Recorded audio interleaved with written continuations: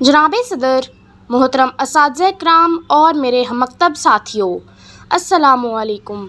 आज मुझे जिस मौजू पर बात करने का मौका मिला है वो है अल्लामा इकबाल। जनाब सदर, अल्लामा इकबाल ने जब होश और उसके बाद कलम संभाला तो उनको मुसलमान कौम पिसी हुई और आजिज़ी की मूरत दिखाई दी।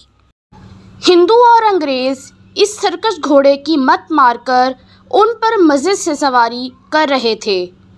इकबाल की बर्दाश्त से ये बाहिर था कि मुसलमान कौम ज़िल्लत की ज़िंदगी गुजारे, इसलिए उन्होंने उसकी खुददारी और इज़्ज़त नफ्स को कचौके देकर जगाया।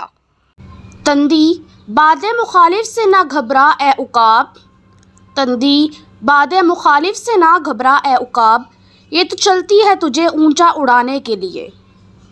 तो कभी उसकी मोमिनाना शान को ललकारते हुए कहा, हर लहजा है मोमिन की नई शान नई आन, हर लहजा है मोमिन की नई शान नई आन, गुफ्तार में किरदार में अल्लाह की बुरहान।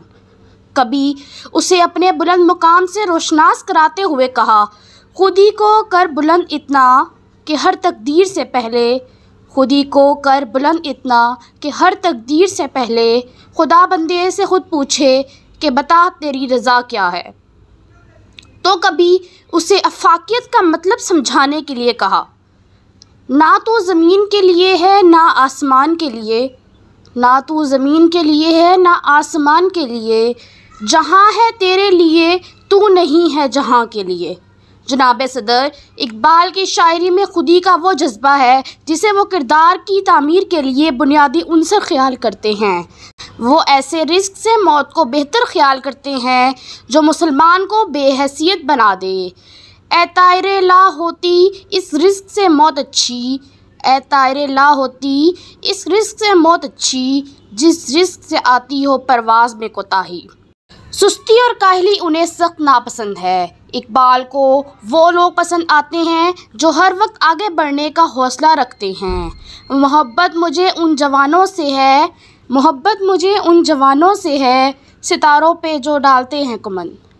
जनाब सदर, शायर मशरिक़ की शायरी का एक एक लफ्ज़ इल्हामी इसीलिए मालूम होता है कि उन्होंने मोमिन की किरदार साजी के लिए दिन रात सोचा और इसके लिए काम किया।